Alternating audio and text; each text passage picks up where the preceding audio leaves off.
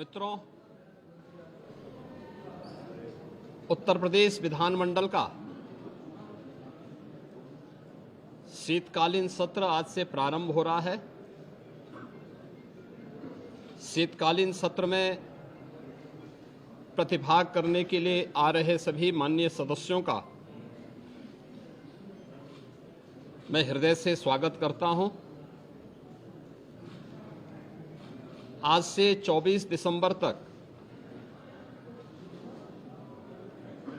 शीतकालीन सत्र में माननीय सदस्यों को सदन में अपने मुद्दों को उठाने, उत्तर प्रदेश की जनता के हित में और उत्तर प्रदेश के विकास से जुड़े हुए तमाम अन्य कार्यों को आगे बढ़ाने, विधायी कार्यों को आगे बढ़ाने और विभिन्न विभागों में जो नई मद हैं उनके लिए सप्लीमेंट्री डिमांड्स के लिए भी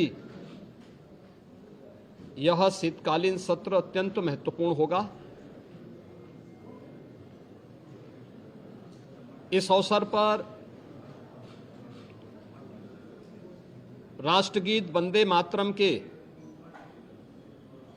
150 वर्ष पूर्ण होने के उपलक्ष्य में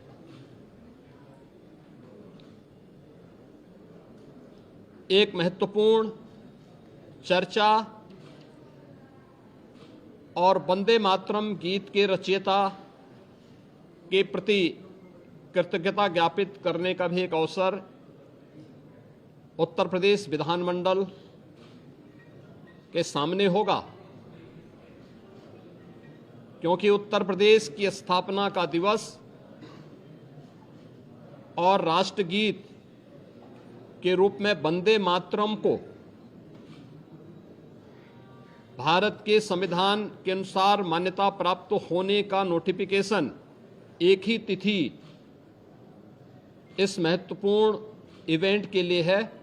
और उत्तर प्रदेश की विधान मंडल में इस पे चर्चा इसलिए अत्यंत महत्वपूर्ण होगी। कल सर्वदलीय बैठक में हम लोगों ने सभी दलीय नेताओं से इस बारे में अनुरोध किया है कि सरकार प्रत्येक मुद्दे पर चर्चा कराने के लिए तैयार है। सरकार विकास से जुड़े हुए मुद्दों पर एक सकारात्मक रुख है और सभी दलों का हमें विधानसभा सत्र को संचालित करने के लिए उनके सहयोग की भी अपेक्षा है। देश का सबसे बड़ा विधानमंडल सुचारू रूप से संचालित हो और ये अब तक लगातार एक सही दिशा में आगे बढ़ा है, क्योंकि लोकतंत्र से जुड़े हुए पवित्र स्थल जब चर्चा पर चर्चा का विषय बनते हैं तो जन विश्वास पर जनप्रतिनिधि खरा उतरता है। हमारी इच्छा थी कि सत्र अधिक दिन चले, लेकिन माननीय जनप्रतिनिधिगण ज्यादातर वर्तमान में मतदाता सूची की जो विशेष पुनरीक्षण की कार्रवाई चल रही है इस कार्यक्रमों में लगे हैं और यह लोकतंत्र की शुचिता, पारदर्शिता और प्रभावी होने के लिए अत्यंत महत्वपूर्ण भी है। तो विभिन्न जनप्रतिनिधियों ने इस संबंध में अनुरोध भी किया था कि आवश्यक विधायी कार्य और सप्लीमेंट्री डिमांड्स के साथ ही कुछ महत्वपूर्ण अन्य कार्यों को लेने के बाद वंदे मातरम पर चर्चा परिचर्चा के उपरांत अगर इसे हमें आगे के कार्य के लिए SIR की इस कार्रवाई को जो भारत निर्वाचन आयोग के मार्गदर्शन में चल रही है इसके लिए समय मिल जाता, तो इसलिए इसे आज से 24 दिसंबर तक विधानमंडल की इस कार्रवाई का हमने सत्र रखा है और मुझे पूरा विश्वास है कि सत्र उत्तर प्रदेश विधानमंडल के साथ ही उत्तर प्रदेश के विकास के लिए एक महत्वपूर्ण सत्र साबित होगा। समाजवादी पार्टी लगातार सरकार पर आरोप लगा रही है। हर प्लेटफॉर्म पर आरोप लगा रही है, सरकार की तरफ से क्या कार्रवाई? उनके पिता वोटिंग वोट करा रहे हैं विधानसभा में, क्या कहेंगे? देखिए,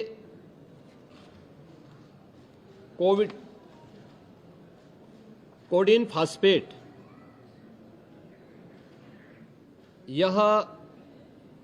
एनडीपीएस के अंतर्गत आने वाला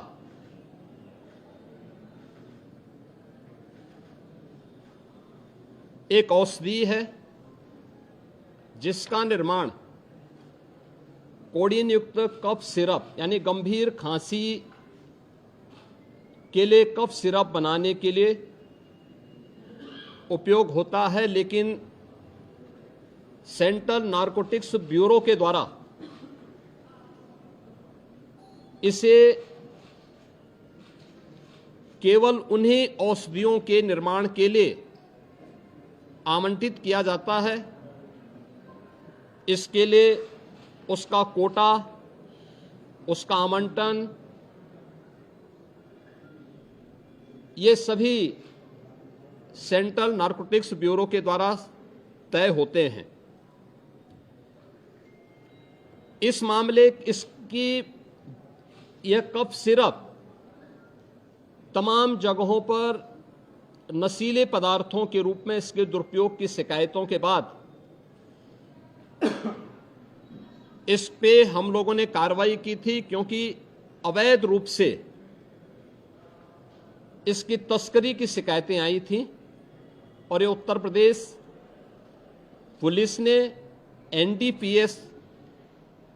जो उत्तर प्रदेश का एफएसडीए विभाग है, इसके नेतृत्व में हम लोगों ने उसको एनडीपीएस के दायरे में लिया, क्योंकि माननीय उच्चतम न्यायालय ने भी इसको इस रूप में माना है और इस पे कार्रवाई प्रारंभ की है। यह कार्रवाई उत्तर प्रदेश सरकार के द्वारा एफएसडीए, यूपी पुलिस और एसटीएफ इनके द्वारा प्रारंभ की गई है, जिसमें अब तक हम लोग काफी बड़े पैमाने पर इसके अवैध तस्करी के प्रकरण को पकड़े हैं और इसमें व्यापक गिरफ्तारियां भी हुई हैं। यह हर व्यक्ति जानता है कि हर माफिया के संबंध समाजवादी पार्टी से रहे हैं और मुझे लगता है आज विधानसभा में तो कार्रवाई संभवतः नहीं चलेगी, क्योंकि विधानसभा के हमारे एक सिटिंग माननीय सदस्य के आकस्मिक निधन के कारण वहां कॉन्डोलेंस होगा,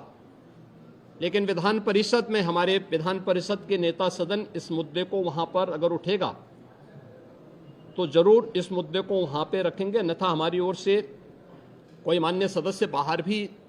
अगर सदन में उठेगा ठीक है, बाहर उठेगा तो बाहर भी उसका जवाब देगा।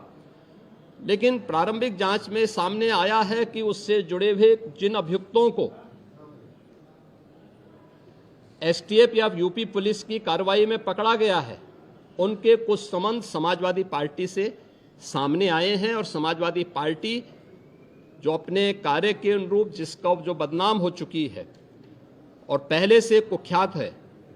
इस पूरे मामले में भी उसकी संलिप्तता आएगी। चूंकि एसआईटी एक राज्य स्तर की एसआईटी इस पूरे मामले की निगरानी कर रही है, जिसमें यूपी पुलिस, एफएसडीए, इनसे जुड़े हुए सभी अधिकारी मौजूद हैं। इनके अवैध रूप से तस्करी के साथ साथ इससे जुड़े हुए अन्य जो महत्वपूर्ण पहलू होंगे, किन किन लोगों के पास ये धन गया है, ये बातें भी सबके सामने आएंगी और इस बारे में पूरी रिपोर्ट आने के बाद ही इसके बारे में कुछ कहा जा सकता है। लेकिन ये जरूर मैं कह सकता हूं कि जो सपा प्रमुख के द्वारा कहा जा रहा है, ये वही स्थिति है कि यही कसूर मैं बार बार करता रहा, धूल चेहरे पर थी और आईना साफ करता रहा। यानी फोटो इनकी है उन माफियाओं के साथ, तो स्वाभाविक रूप से अवैध लेन देन में भी संलिप्तता कहीं ना कहीं सामने आएगी। जांच आने दीजिए, दूध का दूध और पानी का पानी सबके सामने आएगा। धन्यवाद जी।